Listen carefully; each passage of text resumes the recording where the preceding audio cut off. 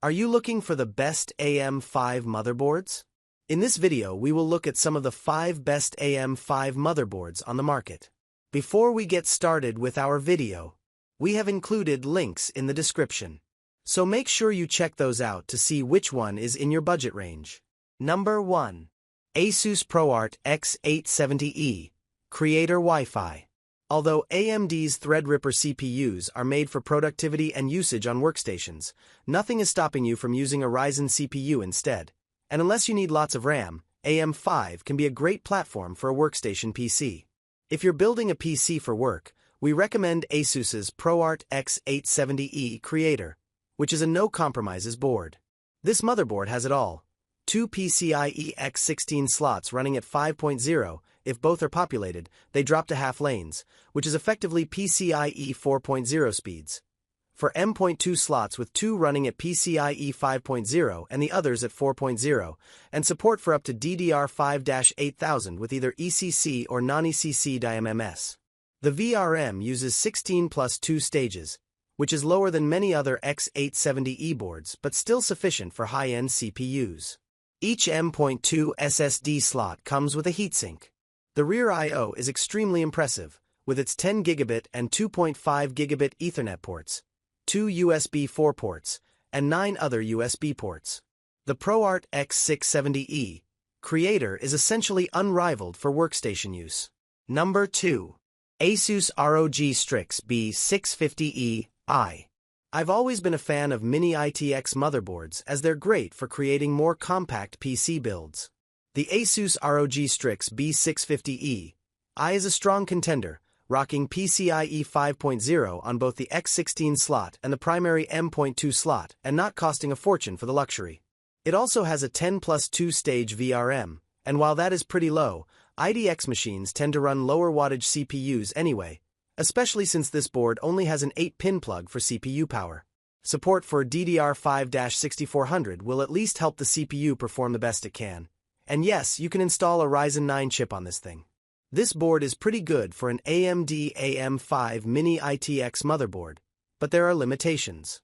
Perhaps its 8 USB ports aren't quite enough, but 5 of them run at 3.2 Gen 2 speeds, and one of them has the superfast 3.2 Gen 2 by 2 spec.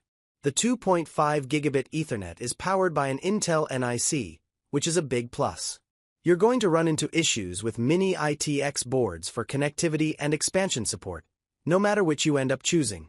That's simply the nature of the smaller PCB dimensions. There are other ITX boards available. Asus has the even higher-end ROG Strix X670E-I, but the only things it brings to the table are 2 USB 4 ports and an add-in card that has extra ports for internal connections. Number 3. Gigabyte A620i AMD AM5 ITX motherboard. The A620 chipset is the entry-level offering from AMD for Ryzen 7000 processors.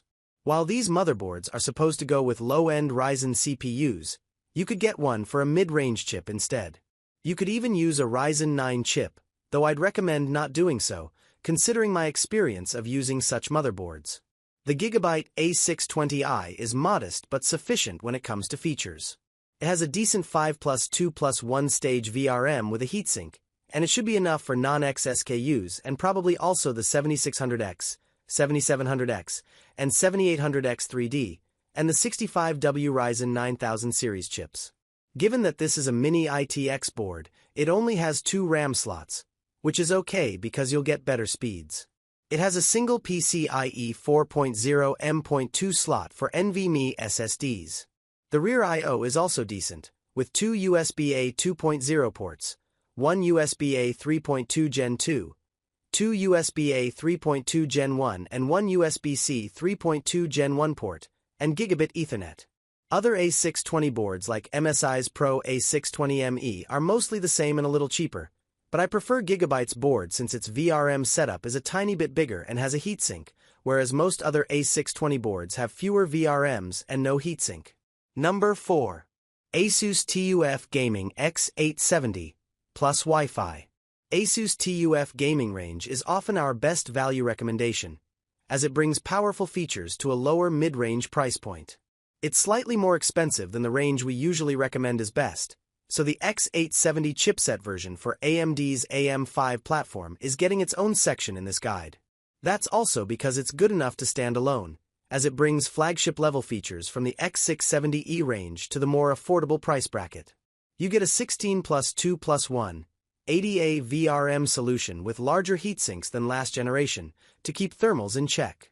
That's enough power for even the most powerful Ryzen 7000 or Ryzen 9000 processors, and it'll work well in most builds with a more dialed-back design than the yellow used on previous TUF boards. You also get 4 M.2 SSD slots, with 2 being PCIe 5.0 and 2 PCIe 4.0.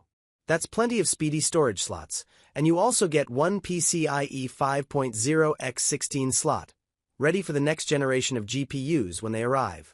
This chipset can support up to DDR5-8000 RAM and comes with one USB 4.0 40 gigabits per second port, 8 other USB ports, Wi-Fi 7, and 2.5 GBE networking.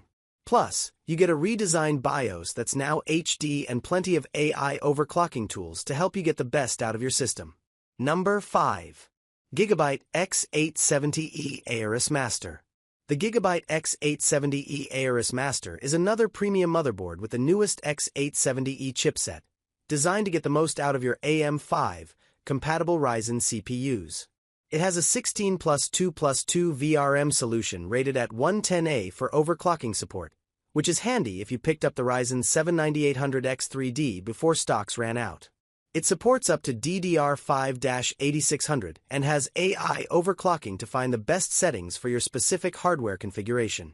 You get 4 M.2 NVMe SSD slots, with 3 of them being PCIe 5.0, plus tons of USB ports, including 2 USB 4.0 with 40 gigabits per second, for USB-A 3.2 Gen 2, 4 USB-A 3.2 Gen 1, and 2 USB-A 2.0. Rounding out the connectivity, you get Wi-Fi 7, Bluetooth 5.4, and 5 GBE networking. I've been testing the Intel version, and while the specifications are awesome, they're not the best part for me. It's the quality of life improvements, of which there are many. The Wi-Fi antenna is a simple push-on instead of the screw pigtails you might be used to.